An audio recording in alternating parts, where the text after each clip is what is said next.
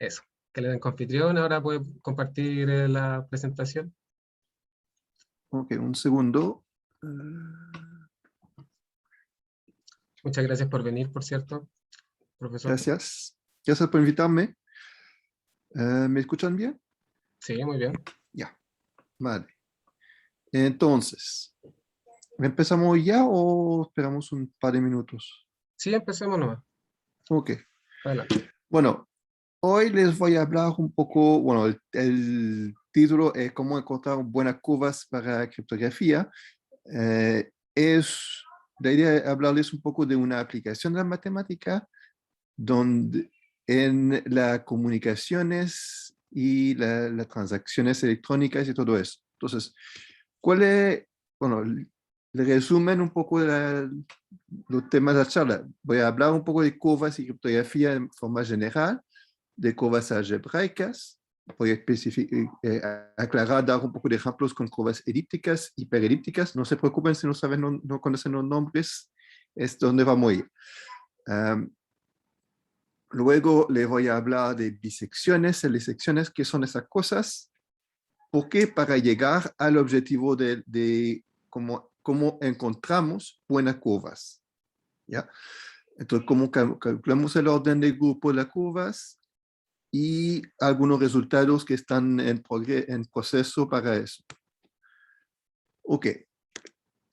Bueno, ¿dónde utilizamos la criptografía? ¿Dónde utilizamos curvas algebraicas hoy en día? Básicamente en todas partes. ¿Ya? Si piensan todo lo que es comercio electrónico, que pagan con una tarjeta bancaria, que pagan algo en línea, automáticamente ahí van a tener que utilizar criptografía. ¿Por qué? Porque quieren que que la transacción se hace, pero quieren asegurar tampoco que nadie más puede hacer pago con su cuenta. ¿Okay? Entonces, de un lado quieren que la transacción funcione bien, pero la quieren guardar secreta, no quieren decir a todo el mundo, mi clave secreta es tal y mi número de cuenta es tal. Entonces, porque si se hacen eso, bueno, no va a ser muy largo, que no va a quedar nada en su cuenta. ¿Ya? Entonces, tenemos algunos objetivos que vamos a lograr a través de herramientas matemáticas. ¿Ya? Esos objetivos son, primero, la privacidad. Queremos que solamente el usuario y el banco puedan acceder en acceso a la clave secreta, la contraseña para entrar en la cuenta. ¿Okay? Y también los datos de la cuenta. ¿Okay? No hay ninguna razón por qué tendría que decir, tengo tantos pesos en mi cuenta para hacer una transacción. No. De momento que la transacción cumple con que tengo pesos para pagar mi cuenta, la empresa donde estoy comprando no tiene que saber cuántos pesos tengo en mi cuenta. ¿Ya? La integridad de datos. No quiero que sea posible de cambiar cosas en mi cuenta sin mi autorización. ¿Ya? El saldo, soy el único que puede cambiar el saldo utilizando para pagar, por ejemplo. La autentificación. Queremos asegurar que yo soy yo y que el banco realmente es el banco, que no hay una otra persona que se hace pasar por el banco y que después va a poder utilizar la información que voy a transmitir para comunicarse con mi banco y hacer las transacciones. ¿Ya? Vamos a hablar a veces de no repudiación. ¿Okay? Es una palabra un poco, suena como complicada, pero básicamente es para decir, no voy a poder llegar en 2 días más y decir, eso no fui yo que hizo esa transacción. ¿Ya? Eso más que todo el banco quiere eso. Que una vez que una transacción está hecha para siempre. Ok. También lo utilizan todos los días, varias veces al día probablemente, con sus teléfonos celulares. Cuando se comunican por teléfono celular, que hacen una llamada o que utilizan el internet móvil, ¿qué pasa? Su teléfono se tiene que conectar a la red de celular. ¿Ya? Pero eso tiene que conectarse con su cuenta, básicamente.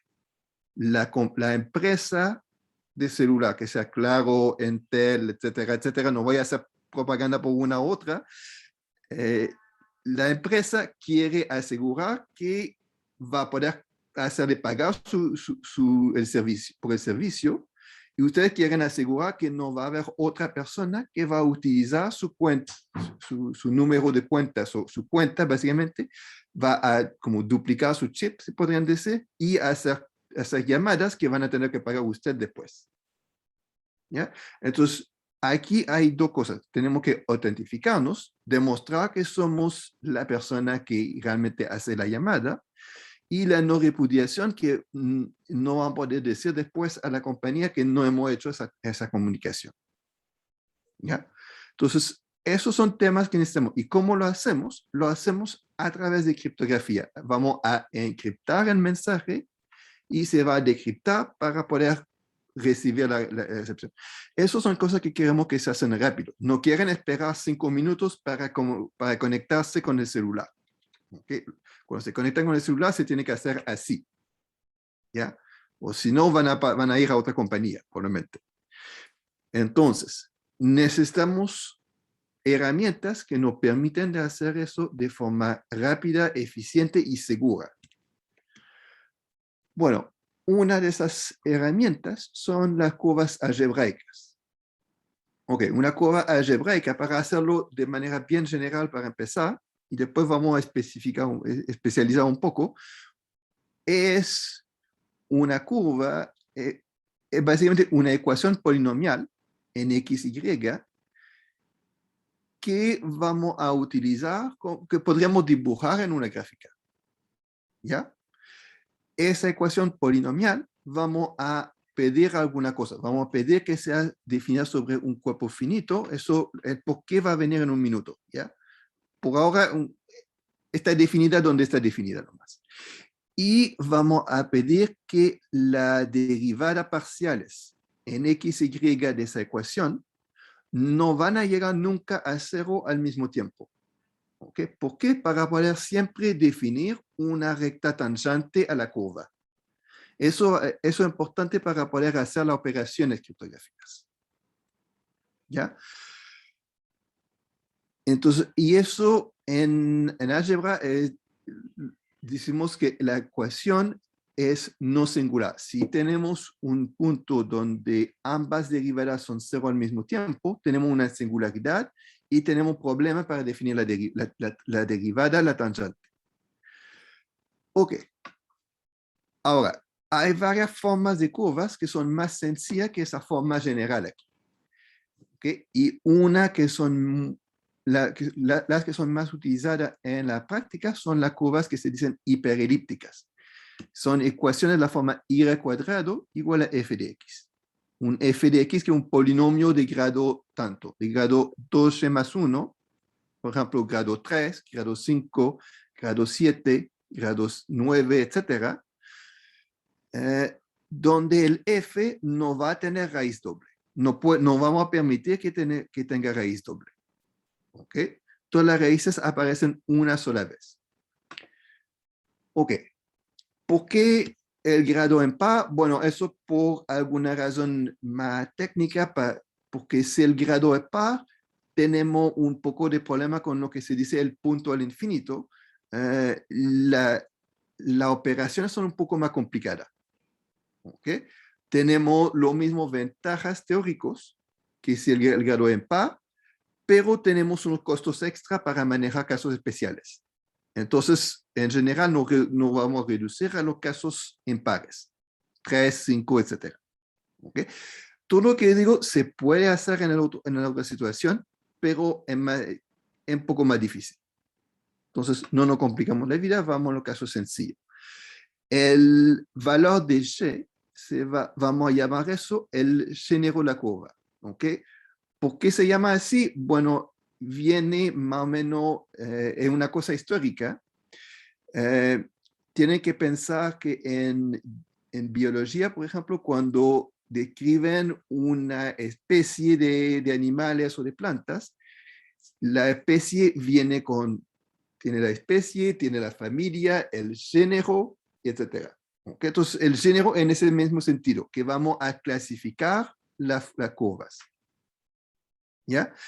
Y ese género es como, pueden verlo como una variación de una variante de la dimensión de un espacio vectorial.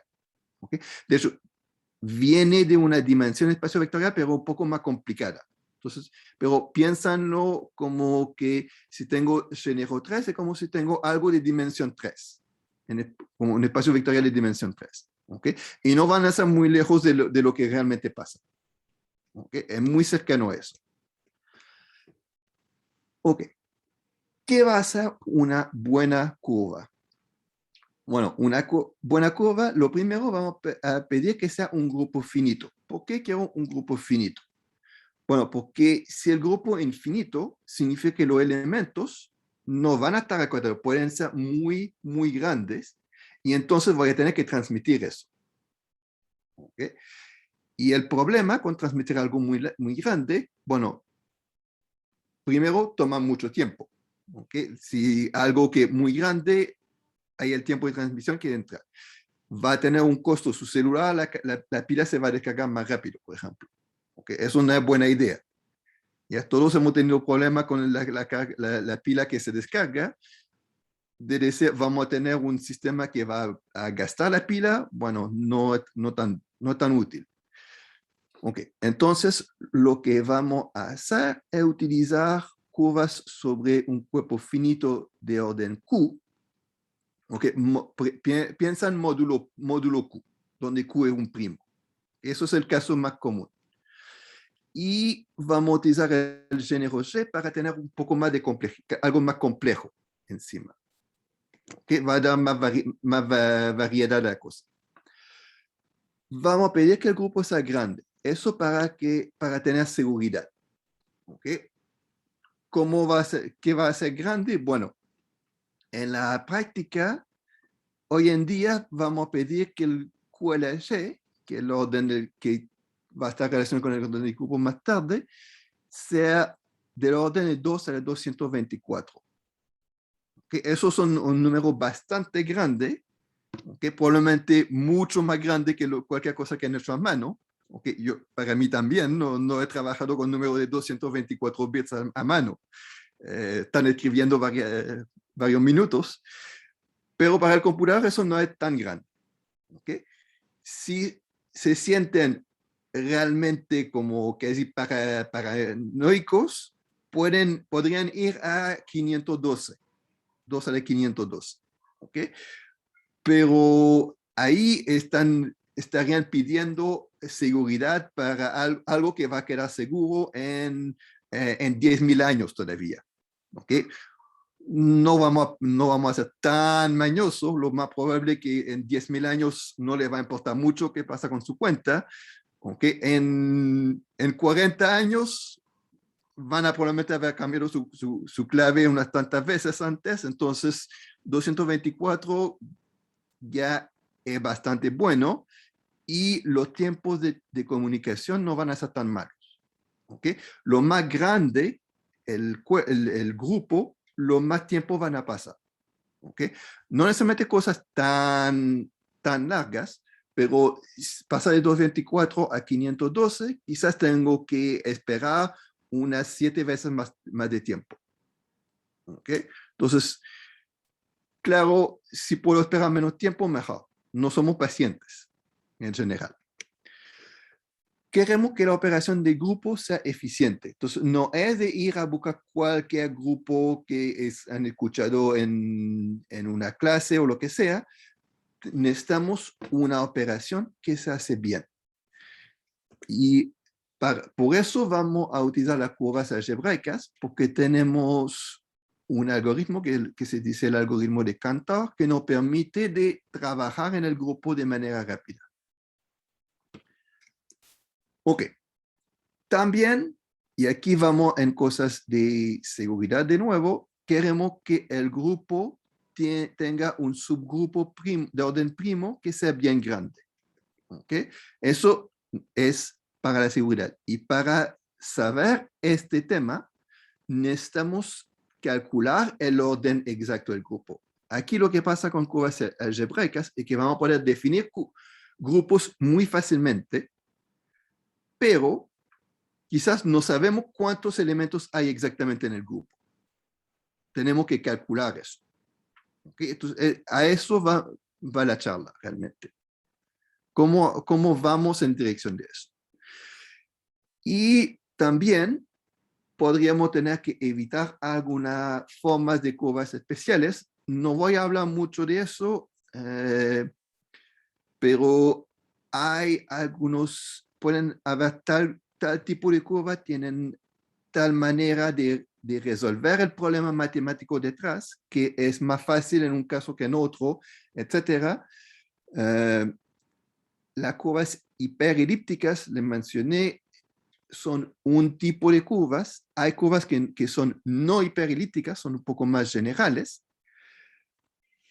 Pueden dar una seguridad distinta, pero tienen otros costos también. Entonces, ahí hay varios juegos que podríamos hablar mucho tiempo, pero no nos vamos a meter hoy. Y, por ejemplo, cuando vamos a estar en género 3, que tenemos género 1, 2, 3, ya no es tan grande, vamos a tener que pedir que f de x sea irreducible. ¿Por qué? Porque si tiene factores, entonces tenemos un ataque que se dice el ataque de Smith, que permite resolver el problema matemático que nos garantiza la seguridad, nos permite resolver más rápido. ¿Ya? Entonces, hay algunas condiciones que pueden aparecer así. Pero son condiciones que podemos manejar, no son tan difíciles. Ok, ahora, volvemos en el más específico. Empezamos con curvas elípticas. Es posible que han escuchado alguna vez de curvas elípticas, el nombre. Okay. Si no lo han escuchado antes, no se asusten. Para pregrado todavía en general puede considerarse como muy avanzado, pero son unas ecuaciones que son más o menos sencillas. Okay. La forma y cuadrado igual a x cubo más ax más b. Hay una condición sobre A y B, eso para evitar que las dos derivadas sean cero al mismo tiempo. Y esos son curvas que se dicen de género 1.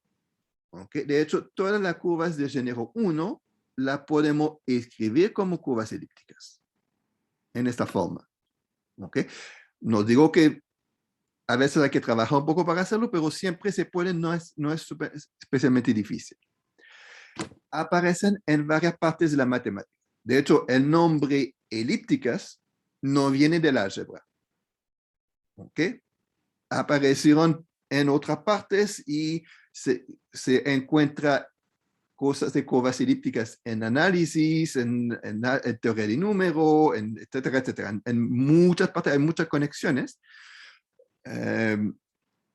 No es necesario de saber todo sobre la curva elíptica para poder utilizarla en criptografía, por ejemplo, pero sí se utilizan mucho.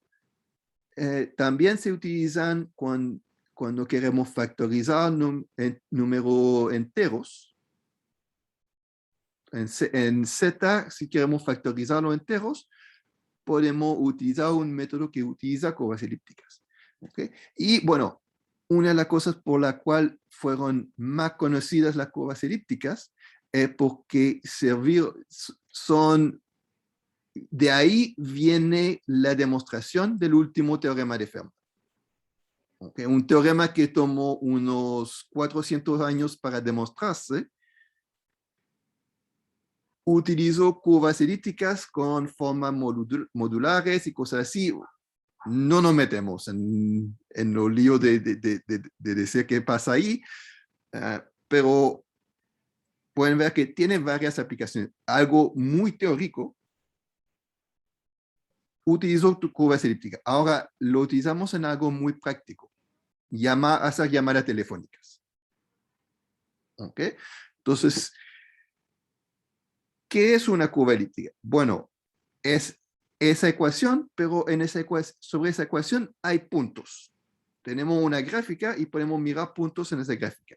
Y esos puntos vamos a poder utilizarla para definir un grupo. Vamos a tener una manera de sumar puntos. ¿Ok? Para hacerlo, tenemos la suma de cuerda tangente. Voy a mostrar un ejemplo después, que es más fácil con el ejemplo que con describir qué está pasando. Y hay un punto que es especial, que se dice el punto al infinito, que básicamente es el cero del grupo. ¿Okay? Cuando voy a sumar el punto al infinito, no cambia nada. Si hago un punto menos su negativo, me da el punto al infinito. ¿Okay? Entonces, un ejemplo de curva elíptica. Una curva elíptica en general se van a ver como un globito y una parte abierta al lado. ¿Okay? Eso lo hice sobre los reales. ¿Ya? Si lo hago sobre un cuerpo finito, el problema es que lo que veo son una cierta cantidad de puntos nomás, no hay curvas bonitas. Entonces lo hacemos sobre los reales para mostrar qué pasa. Tomo dos puntos, P y R, y quiero hacer su suma. ¿Cómo se hace? Voy a tomar la recta que pasa por P y R, eso es la cuerda, y voy a mirar el tercer punto de intersección.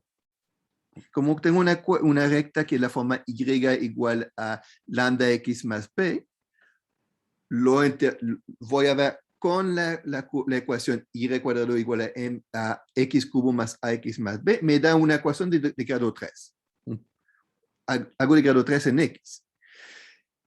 Y entonces, miro la factorización de eso, me da X igual a P, X igual a R y X igual a otra cosa. Ese tercer punto va a estar asociado a mi suma. Ok, pero si tomo exactamente, la cosa no va bien, la operación de grupo no funciona. Entonces lo que hacemos una reflexión. Okay. Tomo una vertical que pasa por este punto y eso me va a dar el punto P más R. Eso es mi operación cuerda tangente. ¿Por qué? Bueno, cuerda por eso. Tangente porque cuando quiero hacer P más P, tengo que tomar la recta tangente a P. En vez de hacer P más R, de hacer la cuerda, tengo la recta tangente, que es el equivalente cuando los dos puntos se van pegando uno al otro. ¿Ok? Entonces, aquí tengo una manera de escribir mi operación de grupo y puedo sumar cualquier puntos, cualquier pares de puntos, cualquier cantidad de puntos juntos. Ok. Si quiero hacer cosas parecidas con curvas hiperelípticas más generales. Okay. Aquí tengo una curva de género 3, de género 2. Tengo y cuadrado igual a x a la 5 más, etcétera. ¿Ok? Eso, si factorizan eso, van a tener 5 puntos de intersección con el eje X y nos da esos dos globitos y la parte abierta. ¿Okay? Podrían adivinar que en género 3 tengo 3 globitos, en género 4 tengo 4 globitos, etc. Y sí, tienen razón. En general es básicamente eso. ¿Okay? Mientras las raíces son reales. Si la raíz es compleja, se complica un poco, pero la idea es la misma. ¿Okay? Entonces tengo esos puntos. Ahora quiero hacer la misma idea, definir un grupo a partir de los puntos. Tomo P y R y tomo la recta que pasa por P y R. ¿Okay? El problema es que esa recta ahora tiene 5 puntos de intersección. Entonces, de los 3 que me quedan, ¿cuál es la suma? No lo sé. ¿Okay? Y de hecho, no podemos hacerlo así. Entonces, tenemos que definir una cosa un poco más complicada, que son los divisores. ¿Ya? Entonces, la idea aquí es más que todo mostrarle, necesitamos esa definición un poco más complicada, que voy a hacer ejemplo en un minuto, que no es tan difícil, pero puede asustar un poco al principio. ¿Okay? Entonces, lo que vamos a hacer es que vamos a utilizar conjuntos de puntos. No vamos a utilizar un punto solamente para hacer un elemento del grupo. Vamos a utilizar, por ejemplo, 2 puntos. un par de puntos. ¿Ok? Y vamos a hacer lo que se dice sumas formales. Entonces vamos a tomar los puntos con multiplicidad. Tengo P1, P2 más P2 tres veces. Tengo menos 4 veces P3. Cosas así. ¿Ok? Entonces, piensan en variables complejas cuando hablan de los ceros y los polos de una función. Los ceros y los polos pueden tener multiplicidad. Un poco la misma idea aquí. ¿Ok? Entonces, tenemos esto y de nuevo vamos a tener el punto del infinito que va a jugar un papel más fuerte aquí. La operación de grupo básicamente es tomar dos conjuntos y juntarlos. Suma formal es decir, tengo un P1 en la parte izquierda, dos P1 en la parte derecha, entonces cuando junto tengo 3 P1. Okay. No me da nada finito eso, me da cosas infinitas. Pero hay algunos divisores donde lo que se dice el grado es 0, es decir, la suma de todas las multiplicidades que aparecen es 0. Eso es un subgrupo de mi grupo general de divisores. Y tengo unos divisores que son un poco más especiales, que se llaman los divisores principales, que son básicamente lo que aparece cuando hago la intersección entre mi curva y un polinomio. Una ecuación racional, realmente. Un y igual a numerador en X sobre denominador en X. ¿Okay? Cuando tengo esas funciones, esos puntos de intersección me definen un divisor también. ¿Okay? Y si miro las multiplicidades de las intersecciones, voy a tener que la suma de las multiplicidades es 0 siempre. Entonces, son un caso especial de los divisores de grado 0. Tomemos todo eso y ahora tenemos un subgrupo de un subgrupo. Bueno, olvidan la parte de subgrupo. Eso es mi grupo principal y voy a tener el subgrupo que son los divisores principales. Vamos a tomar el grupo cociente. ¿Okay? Si es una álgebra abstracta, ya han escuchado de hacer eso alguna vez. Entonces tengo un grupo, un subgrupo normal, hago el cociente. ¿Okay? Eso automáticamente es normal porque el grupo son sumas formales, no hay problema, es abeliano automáticamente. ¿Ya? Entonces, voy a tomar los divisores de grado 0, módulo los divisores principales. Se parece una cosa súper complicada a este punto. ¿Okay? No voy a mentirles si parece complicado aquí. Pero, y aquí es la buena noticia, las cosas ahí se simplifican muchísimo. ¿Okay? Cada clase de divisores tiene un único divisor reducido que puedo dar como la suma positiva de unos a lo más g puntos menos la misma cantidad de copias del punto al infinito. ¿Okay? Cada clase puedo mostrarla de esa forma. ¿Okay? Y eso me da además un grupo finito. ¿Okay? Entonces, decía, necesito un grupo finito. Aquí tengo mi grupo finito. ¿Okay? ¿Cómo se ve? Tengo un primer divisor, que es P1 más P2 menos 2 veces punto del infinito. Que le decía, el punto del infinito viene cancelado. Y tengo otro divisor, Q1, Q2, menos 2 puntos del infinito. Entonces, en la gráfica son esos dos puntos. Tengo 4 puntos en mi gráfica. Ahora quiero hacer pasar una ecuación por esos 4 puntos. ¿Okay? Una recta en general no me va a resultar. ¿Okay?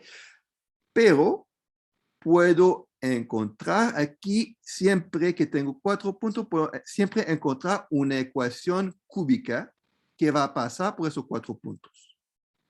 ¿Okay? Entonces tomo la cúbica que pasa por esos 4 puntos. Esa cúbica, cuando miro la intersección con mi curva, intersecta en 2 otros puntos. Aquí y acá.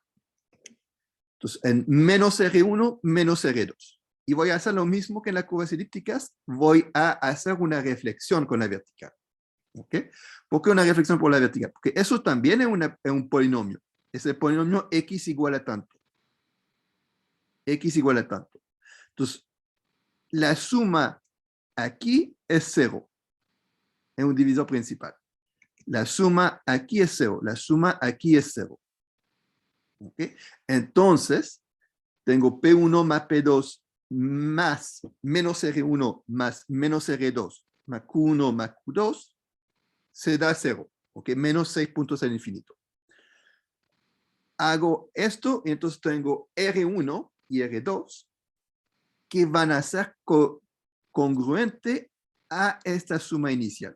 R1 más R2 menos 2 veces el punto infinito es congruente a ese divisor. ¿Okay? Y así trabajamos con divisores.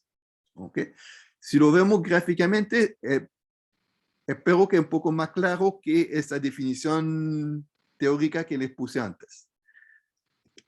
Ok, podemos hacer lo mismo con género 3, okay, para como plantearlo bien, que si todo va bien, todo se ve bonito.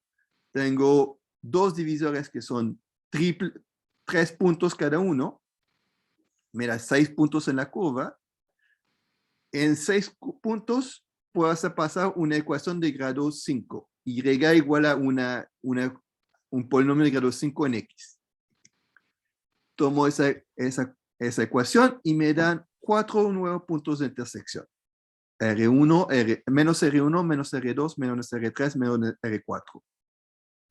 Ok, no me da un divisor reducido porque tengo 4 puntos, dije que necesito no más 3. Entonces voy a repetir el proceso. A través de esos 4 puntos, puedo hacer pasar una cúbica. Y esa cúbica intersecta mi curva en 3 otros puntos. S1, S2, S3. Entonces, la primera curva en gris, la suma da 0. La segunda curva en azul, la suma también da 0.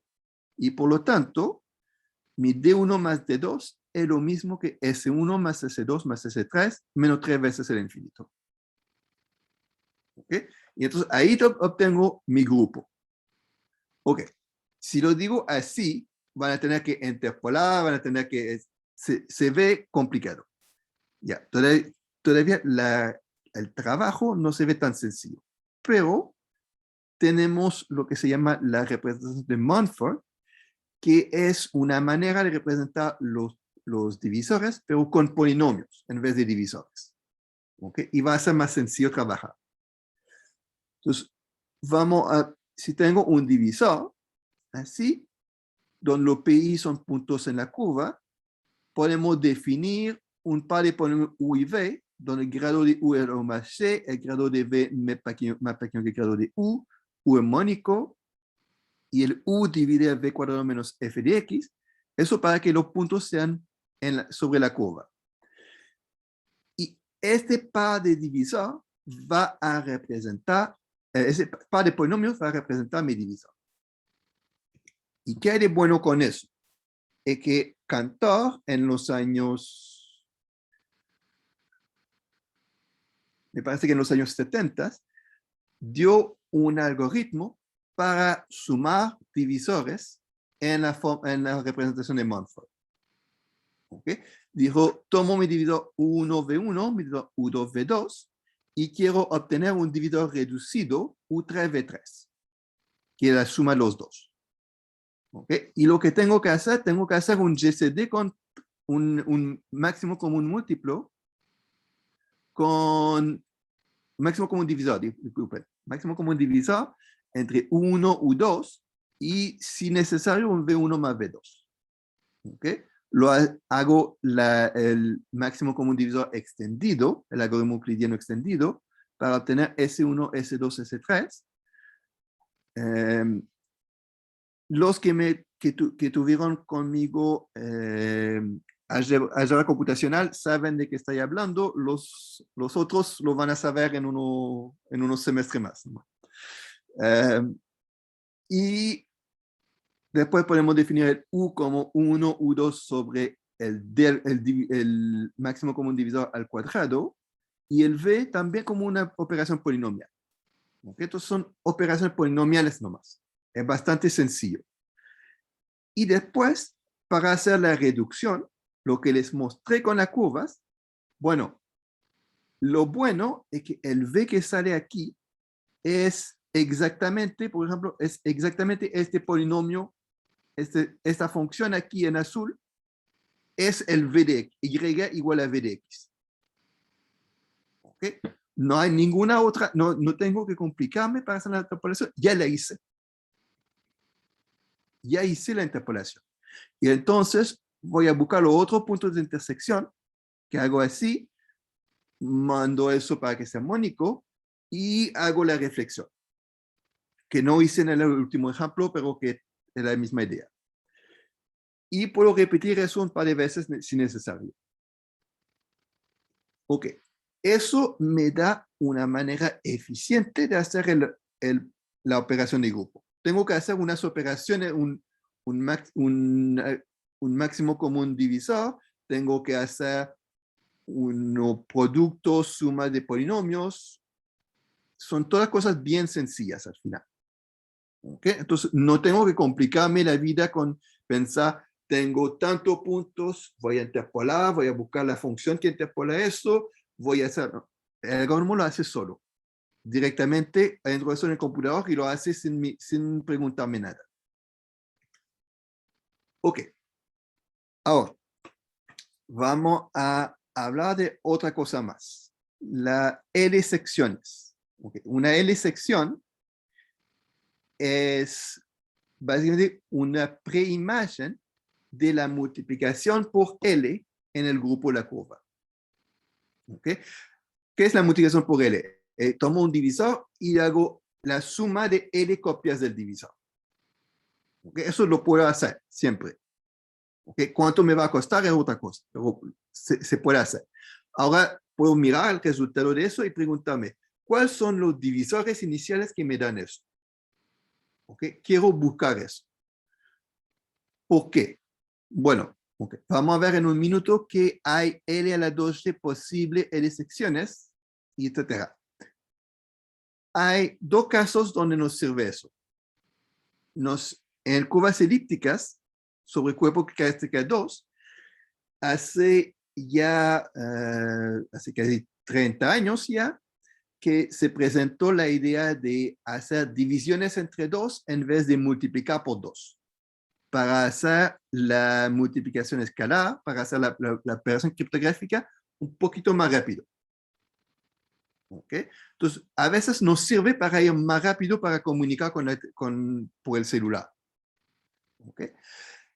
En otras situaciones, lo que vamos a interesarnos hoy es que las L secciones pueden permitirme de construir puntos de orden L a la K en un algoritmo que se dice de tipo Schroff, ¿okay? Porque no, la persona que llegó con el algoritmo la primera vez, y calcular el orden del grupo más rápidamente. Ok, la teoría de las curvas algebraica nos dice que si tengo los puntos de, aquí son un poco de notación, los puntos de L a la K torsión, es decir, los puntos, el conjunto de todos los puntos de orden L a la K. Eso es isomorfo a Z modo L a la K Z a la 12 en una curva de grados de Chené-Rocher. ¿Okay? Si tengo una curva elíptica, tengo dos y que quiero L a la K igual a 7 a la 1, voy a tener 49 puntos de orden 7, ¿okay? Incluyendo el punto 0. Ok.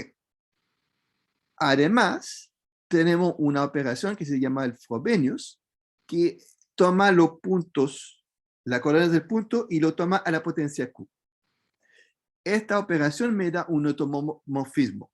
Me toma los elementos del grupo y los puntos en los divisores y da nuevos puntos que van a estar todavía en la curva y por lo tanto me va a dar un nuevo divisor.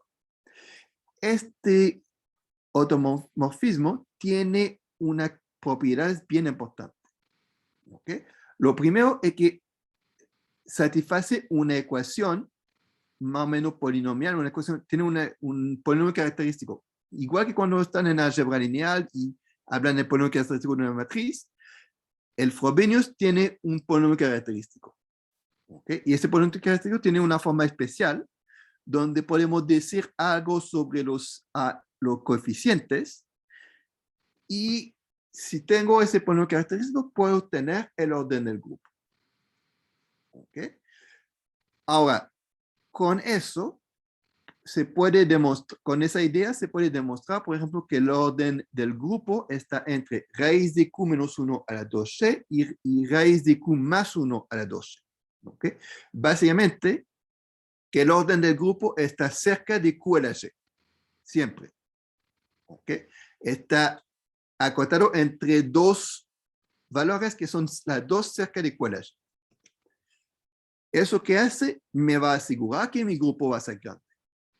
¿Okay? Si quiero un grupo que sea grande, si tengo 2 a la 2 es 124 y que quiero una curva de género 1, bueno, voy a tener un Q de 224 bits.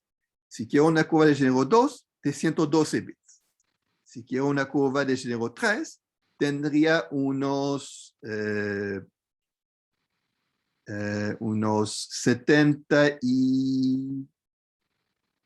72 bits.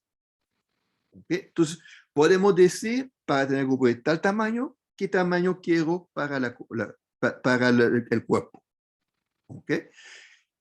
Entonces, ahí me da ya un primer paso hacia mi seguridad. ¿Okay? A veces hay que hacer un poco más de cuidado, pero es la idea básica. Tengo que apurar, creo. ¿Me quedan un par de minutos? ¿O? Sí, profe, No, le quedan no, como 5 Ya. o 10 minutos. Ok. Entonces, bueno, sabemos que tenemos esa estructura de grupo. Y la idea es que vamos a mirar esos puntos de orden L.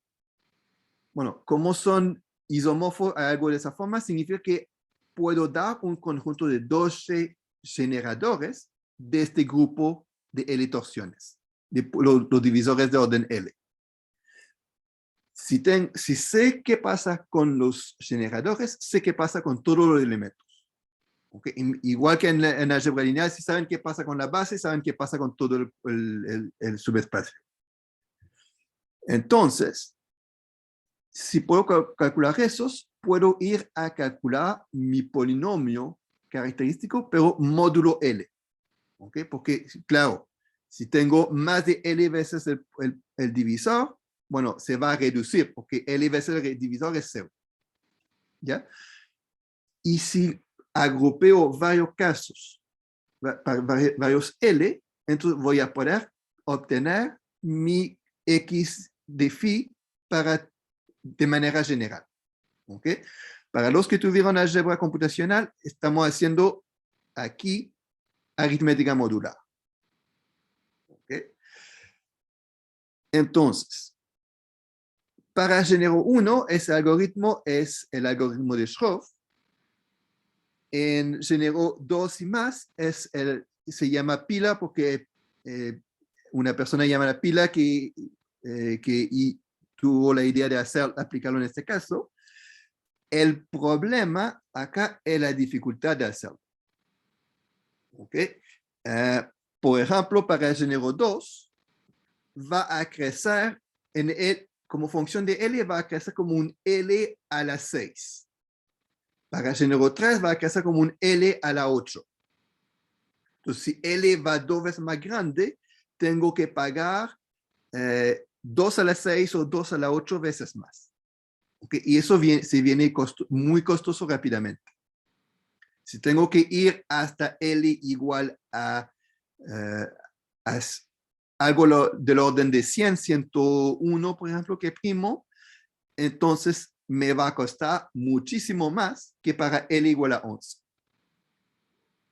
¿Okay? Y dificulta mucho el algoritmo de pila. ¿Okay? En la práctica, si hago pila como está escrito nomás, no voy a poder llegar a los tamaños criptográficos que quiero. Para eso empezamos a utilizar lo L a la K. Es decir, 2 a la 2, 2 a la 3, 2 a la 4, 2 a la 5, etc. ¿Okay? Orden 4, 8, 16. Y lo podemos hacer ¿cómo lo hacemos? Empezamos con los puntos de orden 2 y hacemos bisecciones. Hacemos el inverso de la multiplicación por 2. El inverso de la multiplicación por 2. Inverso, inverso, inverso, hasta llegar a un punto de orden 128, por ejemplo. ¿Okay? O hacemos el inverso de la división por 3 para ir de 3 a 9 a 27 a 81, etc. Ya. Para eso voy a saltar eso al final, no me alcanza el tiempo. Pero podemos llegar a algunos teoremas que nos dicen primero que las bisecciones existen si y solo si los valores de menos 1, tenemos divisor U2, V2.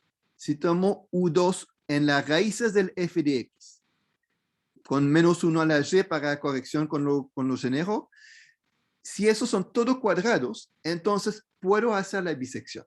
Si hay uno o más que no son cuadrados, no es posible. ¿Okay? Y no solo eso, pero además puedo definir unos bisectores, las raíces cuadradas que corresponden. ¿Okay? Y si tengo este conjunto de los dos bisectores, me va a quedar un sistema lineal de tamaño 2y por 2y con una solución única. Y entonces, encontrar mi bisección ahora son hacer 12 raíces cuadradas y resolver un pequeño sistema lineal. ¿Okay? Eso nos permite de hacer bisecciones más eficientes. Bueno, esta idea la podemos generalizar para otros valores de L. Es un poco más difícil de escribir la cosa, pero igual se puede definir unos caracteres, que van a ser caracteres eládicos, es decir, en vez de ser una raíz cuadrada, va a ser una raíz cúbica, por ejemplo. Tengo 4 raíces cúbicas para encontrar las trisecciones. ¿Ok? Y a cada combinación de las raíces cúbicas, voy a asociar una trisección. ¿Ok? Y a eso podemos definir un sistema. Ahí hay dos opciones. Podemos definir un sistema lineal que tiende a ser más grande. O podemos definir un sistema que es no lineal, pero que sabemos que tiene una única solución. Y entonces es más sencillo de resolver el sistema. Lo otro, en las versiones como previas, antes de esas ideas, había que resolver un sistema no lineal que tenía L a las 12 soluciones. ¿Okay? Y eso se volvía mucho más complicado, mucho más pesado. ¿Okay? Para dar una idea, para completar con eso, más o menos, el récord previo para calcular el orden de una curva hiperelíptica de género 2 sobre un cuerpo que da tamaño va a ser 2 a 224, tomó unos 10 meses en un clúster de 1000 computadores. ¿Ok? Con esas técnicas hay varias partes que podemos mejorar por un factor de 100. ¿Ok? Entonces, podría hacerlo en 10 meses en un clúster de 10 computadores. ¿Ok? Es mucho más interesante. Claro que hay unas partes, ¿okay? No es todo. La ganancia no va a ser tan directa, estamos en eso, de ver realmente cuál es la ganancia final. También queremos verlo para curva de género 3. ¿Por qué? Porque ahí no hay ningún récord en ninguna parte del mundo para curvas de género 3 que se acercan o ni, lo mínimamente a lo que queremos para criptografía. Ok, entonces podemos hacer mejor esa parte de verificar que tiene un orden grande. Y evitar algunas curvas, bueno, eso cuando vamos a contar los puntos, etc. Ok, había una... ok, voy a... Bueno, estoy terminando de esta manera, entonces si tienen algunas preguntas...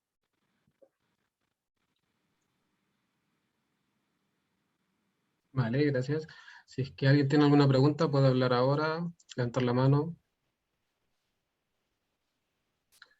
Yo tengo una pregunta de, por ejemplo, ¿qué tipo de ramos debería concentrarme o enfocarme más para especializarme en criptografía, por ejemplo?